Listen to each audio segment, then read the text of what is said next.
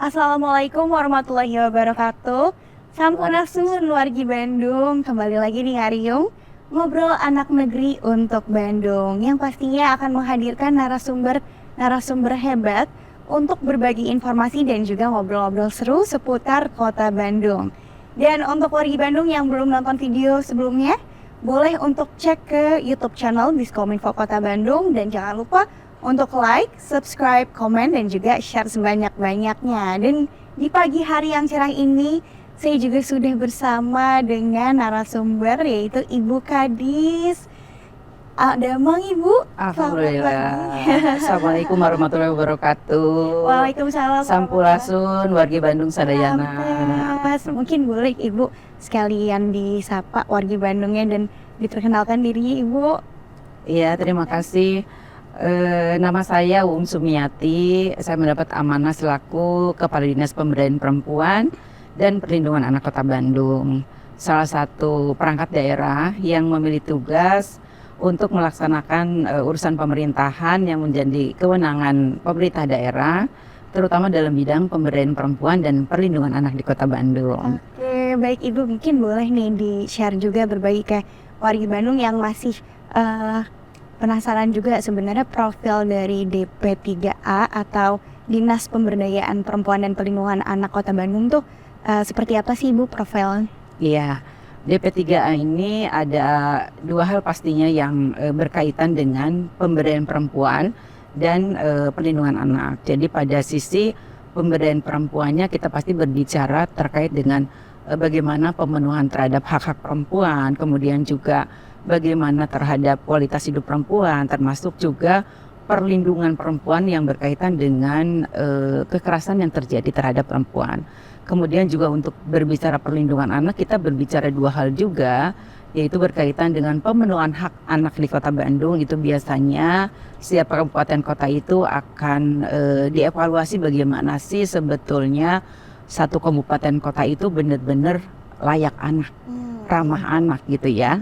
Dan juga termasuk di dalamnya bagaimana satu kabupaten kota juga bisa memberikan satu perlindungan anak terhadap dari korban kekerasan, diskriminasi dan sebagainya.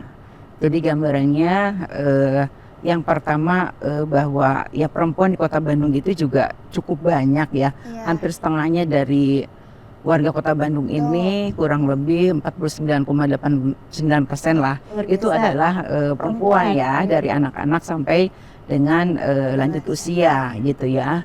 Berarti kan tidak bisa kita membiarkan perempuan dibiarkan tanpa diperhatikan terhadap pemenuhan hak anaknya. Kemudian akses juga pemberdayanya itu kan bagaimana akses perempuan terhadap pembangunan ini baik di berbagai bidang ya, bidang ekonomi, bidang politik, sosial, budaya dan sebagainya itu. Termasuk perlindungan khusus dari kekerasan gitu. Yang mungkin sebetulnya bukan hanya Kota Bandung gitu ya. Di berbagai daerah kita sekarang banyak sering disuguhi informasi-informasi gitu ya berkaitan dengan bagaimana kekerasan itu terjadi terhadap perempuan dan anak gitu. Iya.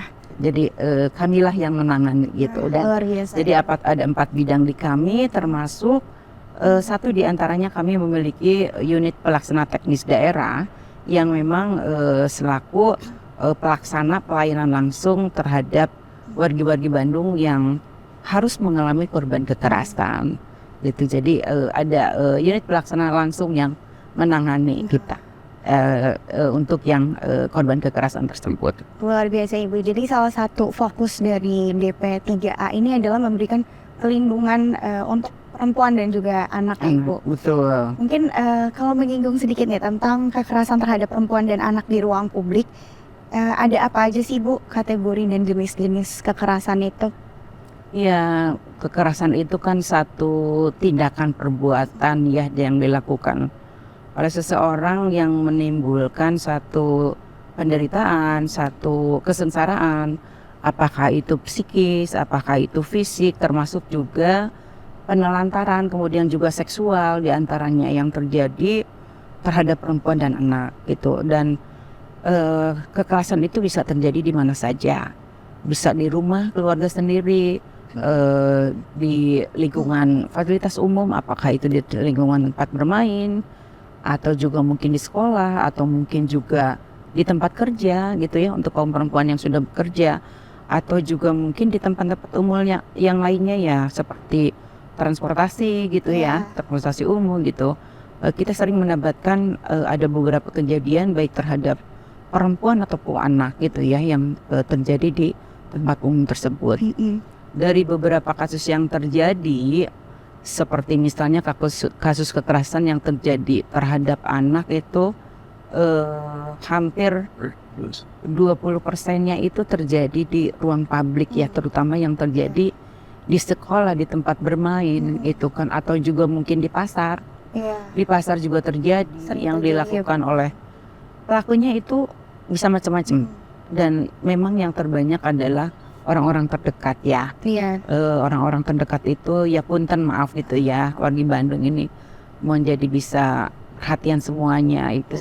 Apakah ada hubungan darah langsung seperti ayah gitu ya, atau juga mungkin ayah tiri, kakek, tetangga gitu juga itu, atau juga temennya gitu ya, itu sangat mungkin terjadi melakukan kekerasan gitu. Itu yang terjadi, yang sudah terjadi maksud saya dari data yang ada itu pelaku dari situ. Termasuk juga mungkin orang-orang yang tidak dikenal ada di antaranya. Jadi di ruang publik itu ya mungkin seperti di transportasi umum bisa dimungkinkan dilakukan juga oleh orang yang tidak dikenal dari awal gitu kan. Makanya bagi kaum perempuan yang anak itu kan cukup rentan ya untuk mendapatkan kekerasan ini. Jadi harus bagaimana agar diri kita itu bisa mencegah semaksimal mungkin untuk yang menghindari terjadinya kekerasan tersebut. Itu di transportasi umum gitu ya, diupayakan jangan sendiri pada saat naik angkutan umum gitu ya.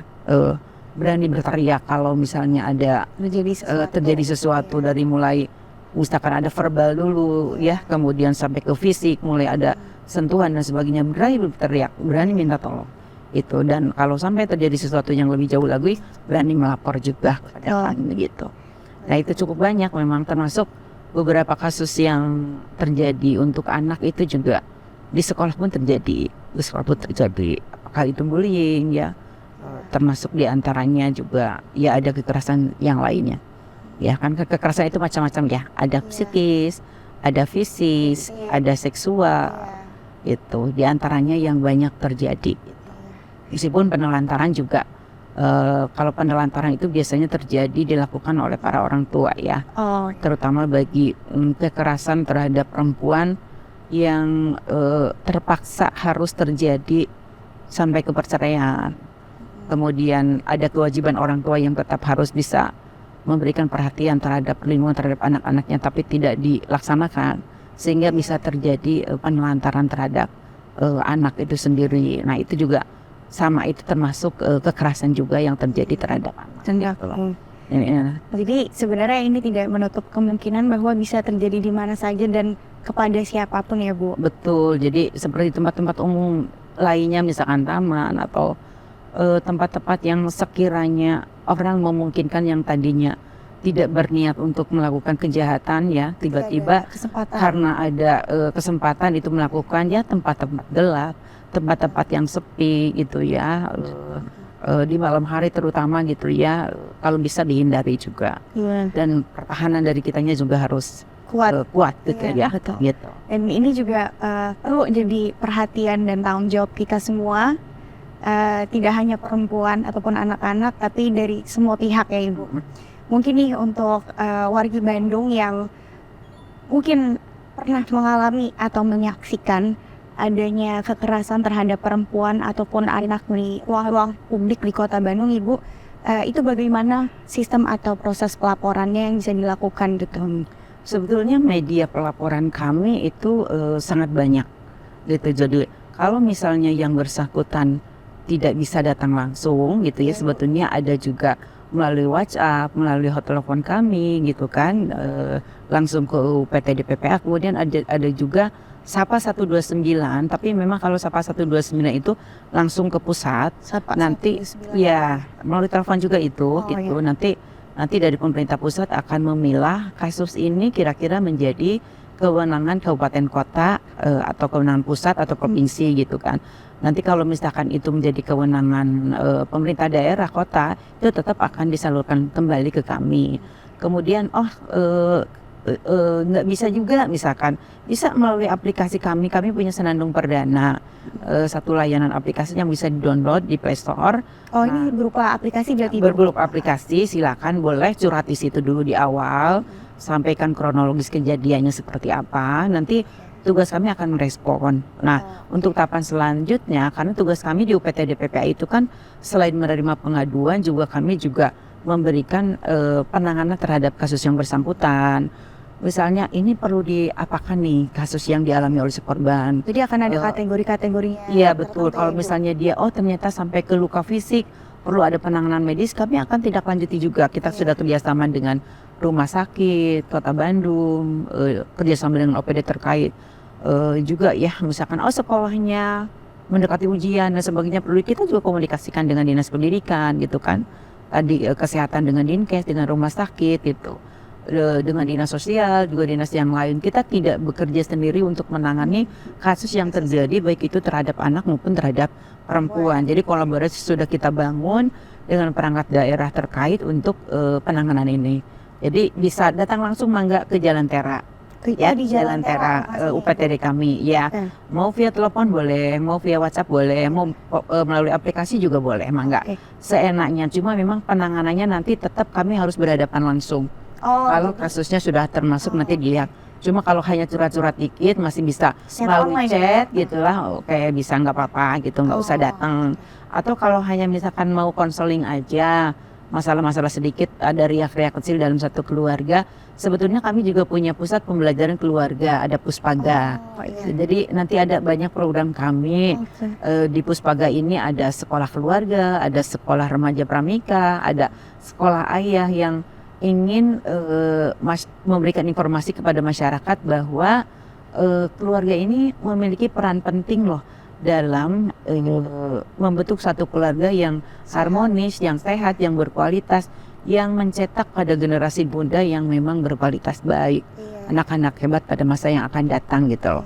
Nah itu, tapi kita juga layani konselingnya di sana di Puspaga, dan kalau melihat respon masyarakat yang melakukan konseling terhadap kami itu lebih banyak Puspaga daripada ke UPTD PPA. Karena kalau ke UPTD itu sudah terjadi kekerasan, tapi kalau ke Puspaga itu belum. Kita mengawali mencegah dulu.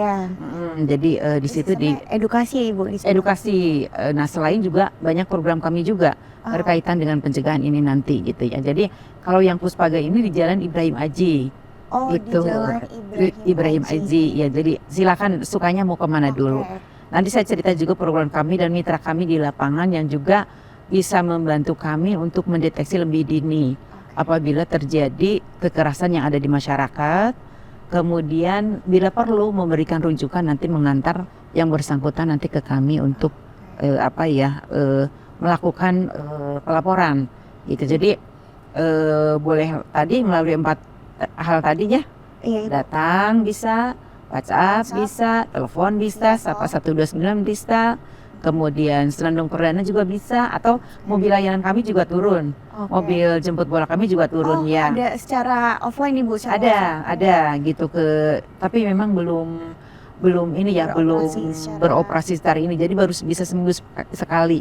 Karena banyak kasus yang kami tangani juga. Nanti kalau pas turun kami juga kan menghadirkan psikolog, kemudian konsultan hukum. Itu barangkali masyarakat perlu konseling di lapangan. Itu ada. Itu yang akhirnya diputuskan untuk secara langsung turun itu untuk kasus-kasus seperti apa, Ibu?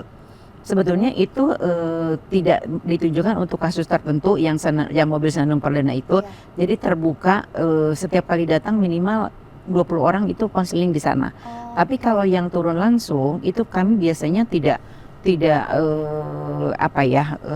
memang lebih terutama untuk yang punten ya berkebutuhan khusus. Oh iya, Ibu. Nah itu yang untuk kasus mah. Yang jadi Tapi kalau prioritas yang ya, Selanung Bu. Perdana yang sifatnya edukasi itu tidak melihat ada kasus di situ, Oh iya. tidak menangani kasus di situ, tapi membuka konseling untuk masyarakat. Boleh langsung mengadukan, nanti ditindaklanjuti di UPTD. Oh. Itu.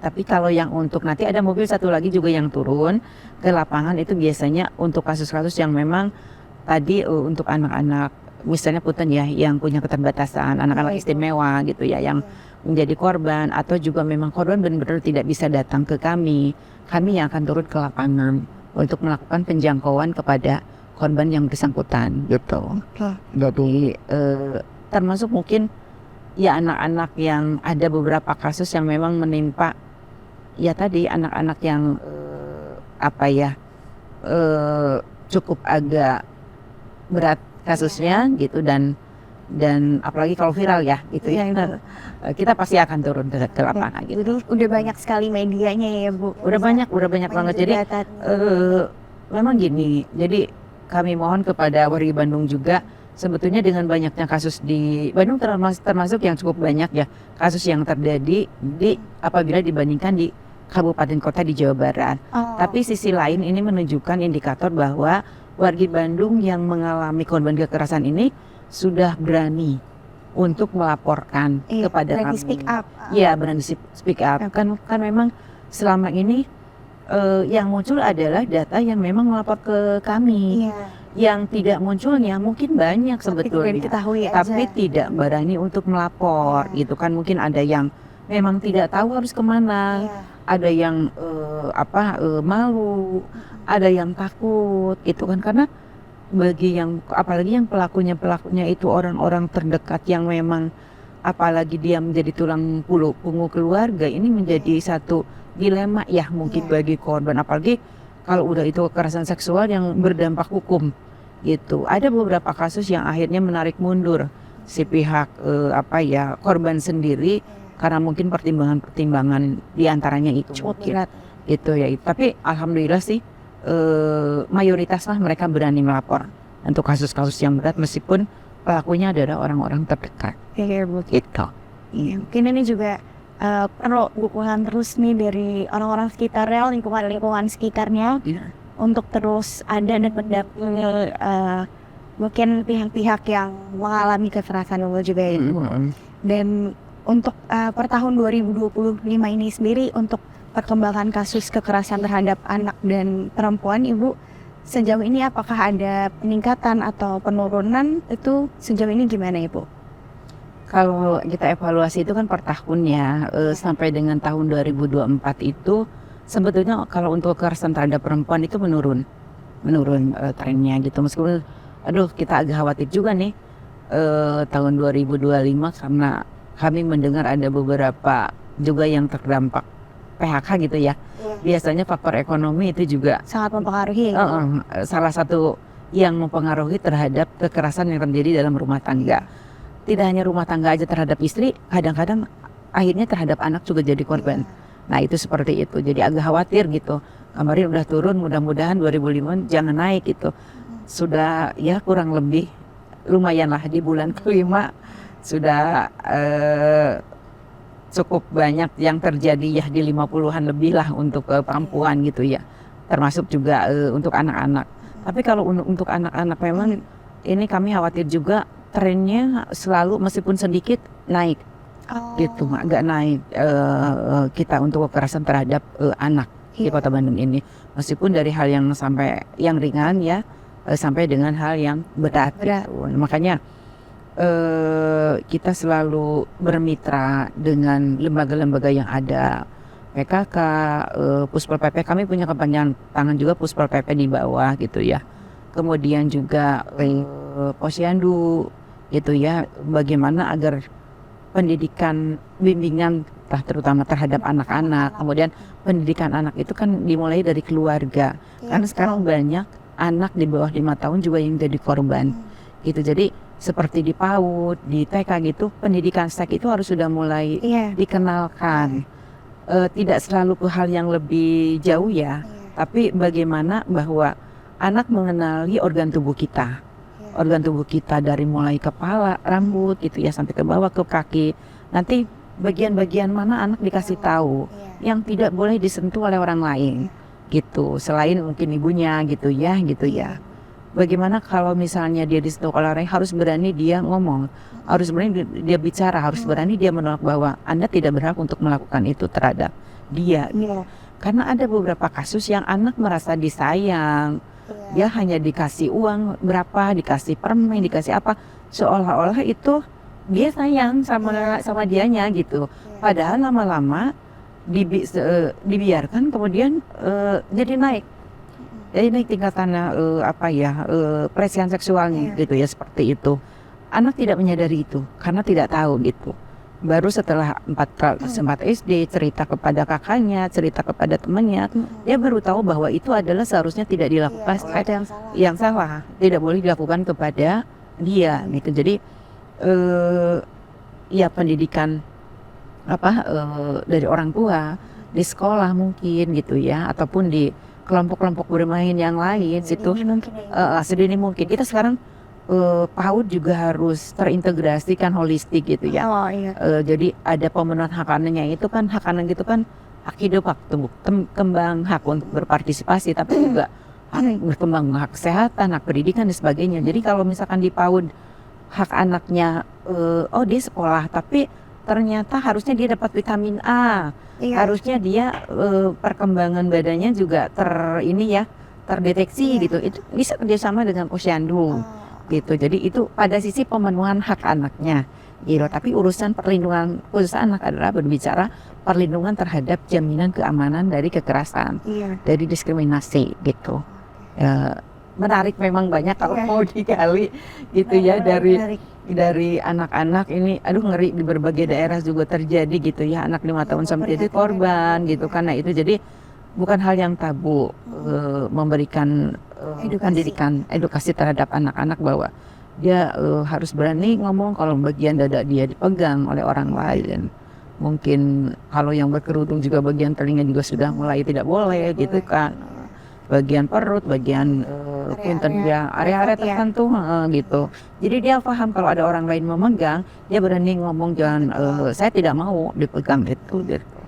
Nah lebih jauhnya juga kalau sampai terjadi terus-menerus, berani lapor, mau ke orang tua, mau ke guru di sekolah gitu, ataupun di mana dia ke yang kira-kira bisa nanti ya gitu. Ya terutama orang tua dan guru lah. Karena mayoritas ada yang anak-anak yang tidak berani bercerita ke orang tua, beraninya cerita ke teman dan guru. Dan jadi yang lapor ke kami juga bukan orang tuanya, diantar oleh sekolahnya gitu. Gitu. Jadi tidak selalu harus klien yang bersangkutan yang melapor. Karena yang melapor itu boleh yang melihat, yang mendengar, yang mengetahui boleh untuk melaporkan juga kepada kami gitu.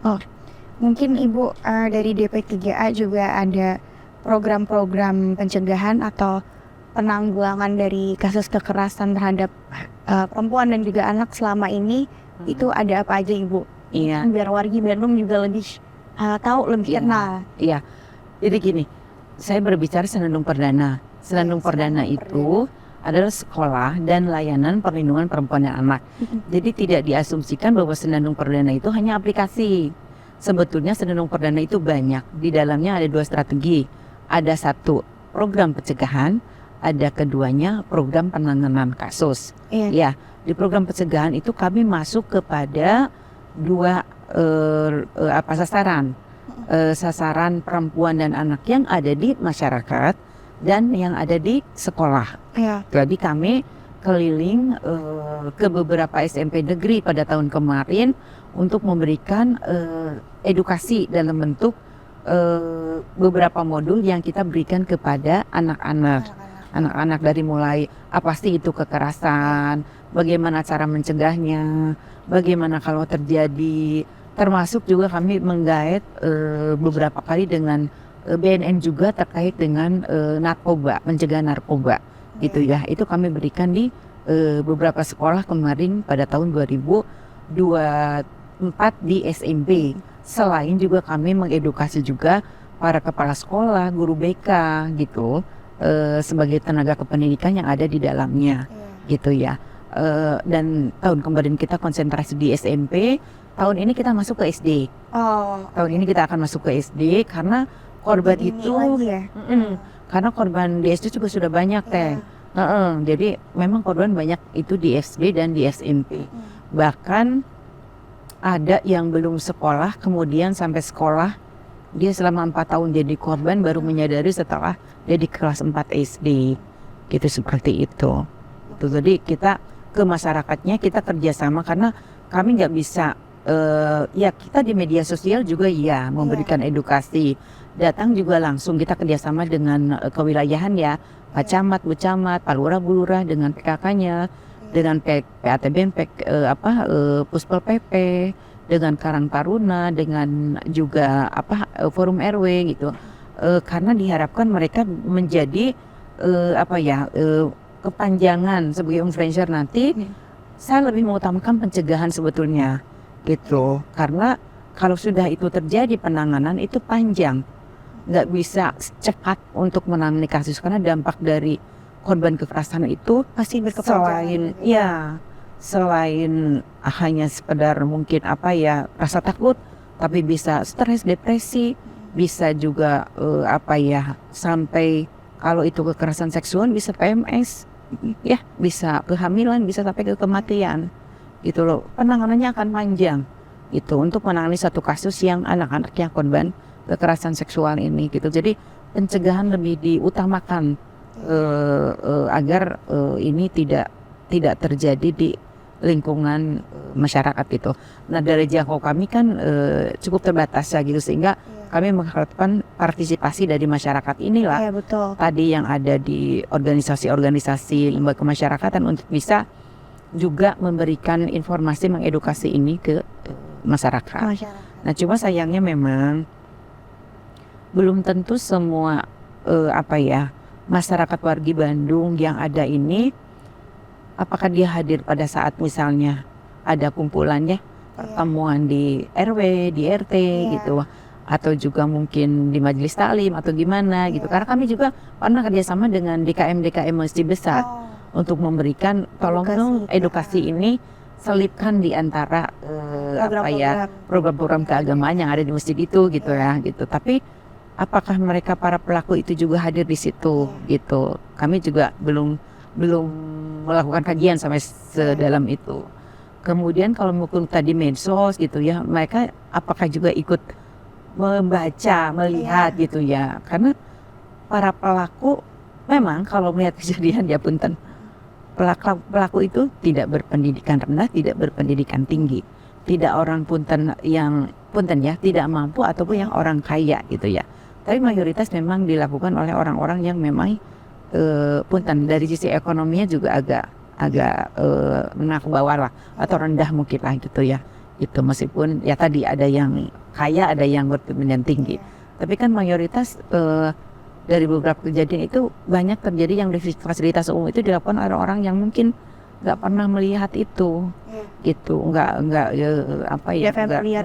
gitu. Jadi yang situasi kami perlu peran dari teman masyarakat ini yang coba bantu untuk mengedukasi mereka gitu. Jadi melalui senum perdana, kemudian juga tadi kita masuk ke sekolah-sekolah untuk ibu-ibu gurunya. Kemudian juga kita melatih pada Puspel PP. Puspel PP itu ada di 151 kelurahan.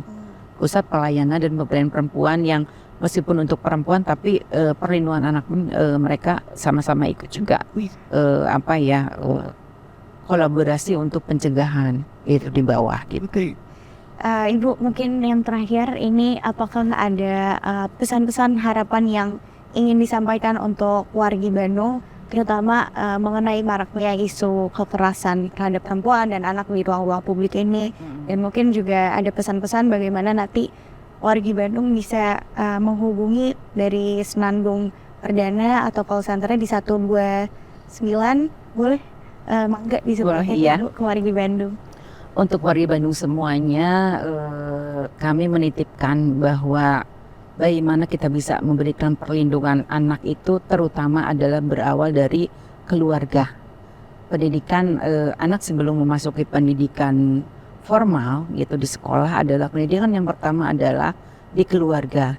Bagaimana keluarga bisa memberikan satu penguatan pendidikan karakter terhadap anak, soal agama, soal etika, akhlak, soal bagaimana membangun satu rasa saling menyayangi sesama saudara, saling menghormati ya, dengan keluarga, dengan teman, saling bisa bekerja sama, itu menjadi satu pondasi yang bisa membentengi, yang bisa memberikan modal dasar kepada anak manakala dia berhubungan dengan dunia luar, bersosialisasi, apakah itu di lingkungan sekolah, apakah itu di lingkungan pertemanan, untuk tidak mudah melakukan hal-hal yang merugikan kepada orang lain, terutama tadi dalam bentuk kekerasan gitu ya.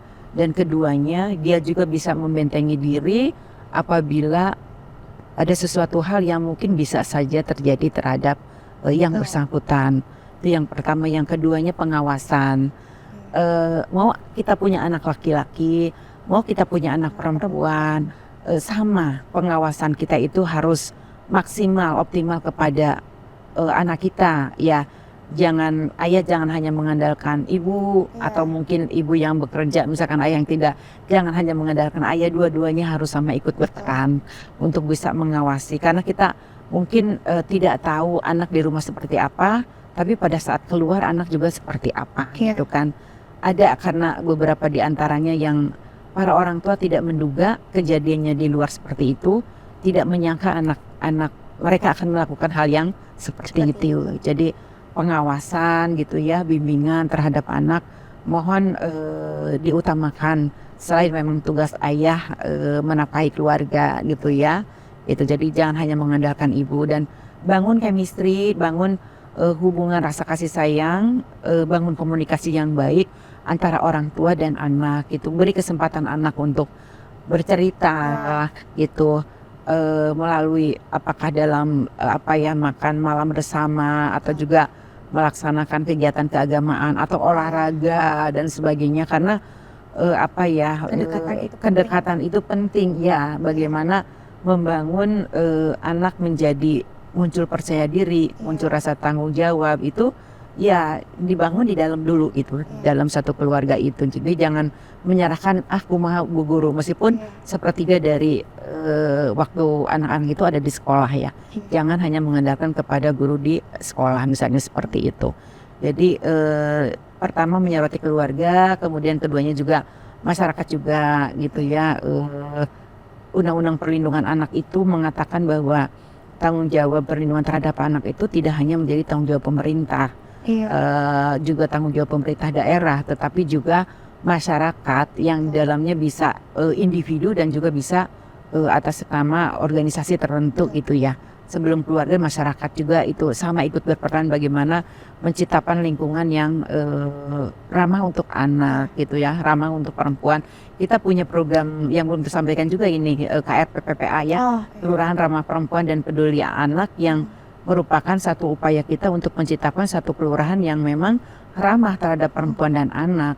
Ramah, perempuannya bisa berpartisipasi dalam segala hal, termasuk tidak mendapatkan kekerasan dalam satu keluarga, termasuk juga anaknya gitu. Jadi dukung mudah-mudahan program kita ini dengan peran serta masyarakat dan juga keluarga gitu, karena tanpa ada dukungan kota yang layak anak, kota yang ramah perempuan ini tidak mungkin akan terwujud gitu. Jadi indikatornya sangat banyak ini untuk kota layak anak ini, sangat banyak. Kalau harus diceritakan nanti terlalu panjang, karena untuk ramah anak ini tidak hanya perlindungan khusus terhadap anaknya tadi yang soal kekerasan, bagaimana pemenuhan kesehatannya, pendidikannya, termasuk legalitas identitas kependudukannya, segala macam itu ini. Dan di setiap fasilitas umum itu harus ramah anak, tidak hanya di sekolah-sekolah harus ramah anak, di puskesmas juga harus ramah anak, di tempat ibadah juga harus ramah anak gitu, dimanapun harus ramah anak gitu. Nah itu seperti itu. Jadi perlu dukungan dari semua, termasuk dunia usaha pastinya ya gitu. Baik, Warid Bandung, demikian diskusi bersama Ibu Kandis seputar bagaimana peran Dinas Pemberdayaan Perempuan dan juga Perlindungan Anak di Kota Bandung.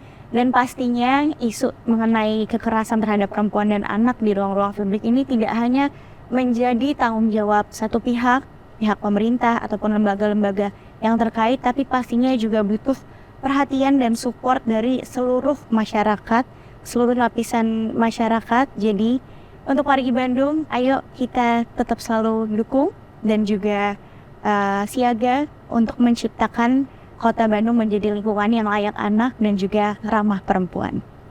Terima kasih. Terima kasih. Assalamualaikum warahmatullahi wabarakatuh. Presented by Humas Kota Bandung.